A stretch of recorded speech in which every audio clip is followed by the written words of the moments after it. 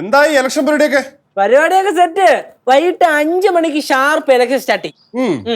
പിന്നെ അവർക്ക് രണ്ടുപേർക്കും സ്ഥാനാർത്ഥികൾക്ക് വോട്ടില്ല.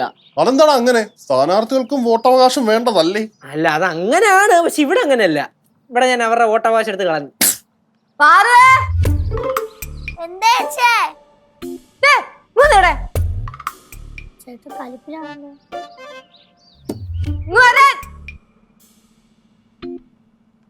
നടക്കിങ്ങോട്ട്.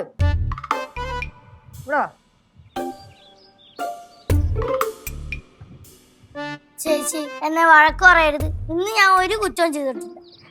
മക്കളെ, ചേച്ചി ഒരു കാര്യം ചോദിക്കട്ടെ?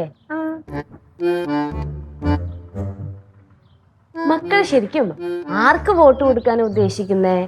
അമ്മുമ്മയ്ക്കാണോ അതോ ചേച്ചിക്കാണോ? മക്കള് അമ്മുമ്മയ്ക്ക് വോട്ട് കൊടുത്തു കഴിഞ്ഞാൽ അറിയാലോ, ഇവിടെ വരുമ്പോഴത്തേക്ക് വല്ല കഞ്ഞിയോ പയറോ അല്ലെങ്കിൽ വല്ല ചമ്മന്തിയോ ദോശയൊക്കെ തരും. ചേച്ചിക്ക് വോട്ട് ചെയ്യുകയാണെങ്കിൽ ചേച്ചി പിസ്സ മേടിച്ചു തരും, ബർഗർ മേടിച്ചു തരും, ഷേക്ക് മേടിച്ചു തരും, ചിക്കൻ ഫ്രൈ. ഓ, നീ എന്തോ കൊച്ചിനോട് പറഞ്ഞേ? ഞാൻ പറഞ്ഞില്ല. സത്യം പറ ലച്ചു, നീ എന്തോ കൊച്ചിനോട് പറഞ്ഞേ? ഞാൻ ഒന്നും പറഞ്ഞില്ലല്ലോ. ചോദിച്ചു, ഞാൻ എന്തെങ്കിലും പറഞ്ഞ പാറു? ലച്ചു കളിക്കല്ലേ. പാറു എന്തോ പറഞ്ഞേ? പറ, സത്യം പറ. ഒന്നും പറഞ്ഞില്ല അമ്മ. ഒന്നും പറഞ്ഞില്ല, ഞാൻ കേട്ടല്ലോ. എന്തോന്ന് കേട്ടെന്ന്? Election commission. ഓ, ഇവിടെ വന്നേ.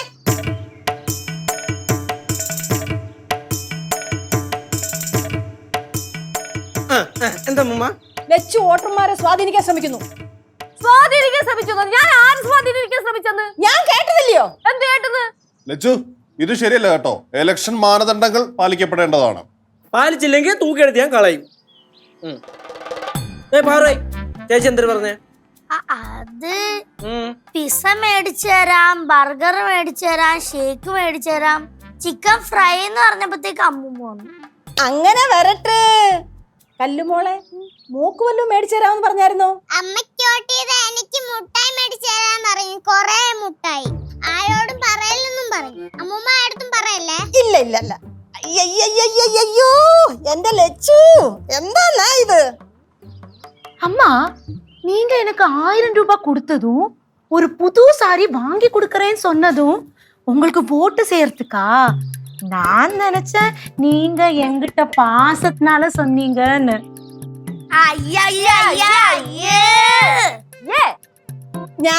ഞാൻ കനകത്തിനുള്ള സ്നേഹം കൊണ്ട് മേടിച്ചു കൊടുത്തതാ. എന്നാലേ ഞാൻ ഇവരോടുള്ള സ്നേഹം കൊണ്ടാണ് വാങ്ങി തരാന്നും പറഞ്ഞത്.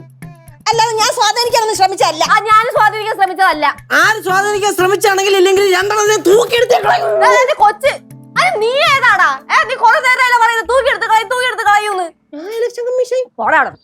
കണ്ടോളിയാ അളിയടാ, ബാലറ്റ് പേപ്പറും പെട്ടിയൊക്കെ റെഡി അല്ലടാ? എല്ലാ സാധനവും സെറ്റ്. മക്കളെ കല്ലു താഴെ ഇറങ്ങടാ. അവിടെ നില്ല. ഞാൻ എന്താ പറഞ്ഞു? ഈ കുഴിപ്പ്. വേണ്ടേ? ബാലറ്റ് പേപ്പർ, ഐഡന്റി കാർഡ് ഉണ്ട് കേട്ടോ എല്ലാവർക്കും. അല്ലയോ, ഐഡന്റി കാർഡ് പിടി. ബാലറ്റ് പേപ്പർ ഇവിടെ നീങ്ങില്ലേ? കറക്റ്റ് കാണണമെങ്കിൽ ലച്ചു കുഴി. ലച്ചു നോട്ട് ചെയ്യണമെങ്കിൽ ഇവിടെ ക്ലിക്ക് ചെയ്യാം, ടിക്ക് ചെയ്യാം. ഭവാനി പടവലം, ഭവാനി കോട്ടയാണെങ്കിൽ ഇവിടെ ടിക്ക് ചെയ്യാം. NOTA none of the above എന്ന് വെച്ചാൽ ഈ രണ്ടുപേരും അല്ല. പിന്നെ അളിയാ നിങ്ങട് എല്ലാവർക്കും അവരുടെ വോട്ടർ ഐ ഡി ഉണ്ട്. നിങ്ങൾക്കുള്ളത് പിന്നെ തരാം. നിങ്ങക്ക് രണ്ടുപേർക്ക് വോട്ടില്ല. ഇതിൽ വോട്ടില്ല. ഇലക്ഷൻ കമ്മീഷൻ തീരുമാനിച്ചിരിക്കുന്നു നിങ്ങൾക്ക് രണ്ടുപേർക്ക് ഇതിൽ വോട്ടില്ല. കൂടുതൽ കളിച്ചു കഴിഞ്ഞാൽ ഇലക്ഷൻ റദ്ദാക്കി കളയും. ഞാൻ ഒരു കാര്യം പറയാം. ആര് ഇലക്ഷൻ ജയിക്കുന്നോ ആ ജയിക്കുന്ന ആള് പറയുന്ന കാര്യങ്ങൾ ബാക്കിയുള്ളവര് കേൾക്കണം. അങ്ങനെ മാത്രമല്ല, ജയിക്കുന്ന ആളെ ഞങ്ങള് പറയുന്നത് കൂടെ കേൾക്കണം. പറയുന്നത് മാത്രമേ കേൾക്കാവുള്ളൂ. അത് തന്നെ. ഞാൻ ജയിച്ചു കഴിഞ്ഞാൽ നിങ്ങൾ പറയുന്നത് കേട്ട് നിങ്ങളുടെ അടിമയായിട്ട് എപ്പോഴും ഞാൻ നിങ്ങളുടെ കൂടെ കാണും. അടിമേ? ആര്? ചോനർ തല ഭവാനിയാ? ഇതൊക്കെ വെറും പറച്ചിന് മാത്രമേ ഉള്ളൂ. കാര്യത്തോടെ എടുക്കുമ്പോ നോക്കാം. ശരിക്കുള്ള സ്ഥാനാർത്ഥി എന്ന് പറയുന്നതേ നാട്ടുകാര് പറയാതെ തന്നെ അവരുടെ ബുദ്ധിമുട്ടുകളൊക്കെ മനസ്സിലാക്കി അവർക്ക് വേണ്ടി പ്രവർത്തിക്കണം. ഇതൊരു മാതിരി ഫ്യൂഡൽ മാടമ്പി. ലച്ചു, ഇതുപോലുള്ള അനാവശ്യ വാക്കുകളൊന്നും ഇവിടെ ഉപയോഗിക്കാൻ പാടില്ല. എന്താ ഏതാണ്ട് ഒരു കാര്യം പറയല്ലോ. അൺപാർലമെന്ററി, ആ ഉപയോഗിക്കാൻ പാടില്ലാത്ത വാക്കുകൾ. ഉപയോഗിക്കാൻ പാടില്ലാത്ത വാക്കുകളൊക്കെ ഈ സ്ഥാനാർത്ഥി ഇവിടെ ഉപയോഗിച്ചു. അതുകൊണ്ട് ഈ സ്ഥാനാർത്ഥിയെ റദ്ദ് ചെയ്യണം. എന്നിട്ട് ഏകപക്ഷീയമായിട്ട് എന്നെ തെരഞ്ഞെടുക്കണം. ആഹാ, എന്ത് നല്ല നടക്കാത്ത സ്വപ്നം. ഇലക്ഷൻ എങ്ങാനും തോറ്റാലേ പടവലത്ത് പോയി നിൽക്കേണ്ട വരും. ആര്, ഞാനോ? പിന്നെ ഞാനാ. കേശുവേ, ഓ, എനിക്ക് എന്റെ സങ്കല്പ വികസന രൂപരേഖ പ്രഖ്യാപിക്കണം. ക്യാമ്പയിൻ അറേഞ്ച് ചെയ്യും. എനിക്കും എന്റെ സങ്കല്പ വികസന രൂപരേഖ പ്രഖ്യാപിക്കണം. കനകം പോവരുത്, സ്വാധീനിക്കാൻ വിളിക്കുന്നതാണ്. വന്നില്ലെങ്കിൽ ഈ 8 പൊട്ടാൻ പോണേന് എന്തിനാണ് ഇത്ര അഹങ്കാരം കാണിക്കണത്?